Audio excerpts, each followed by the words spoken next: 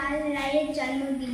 তিনি ভারতের বিখ্যাত কবি ছিলেন, তিনি সঙ্গীত শিল্পীও ছিলেন। আমরা যে গানটি বিদ্যালয়ে প্রতিদিন গাই, তার গাওয়া গানটি গেয়ে আজকে তার জন্মদিনে শ্রদ্ধা জানাবো।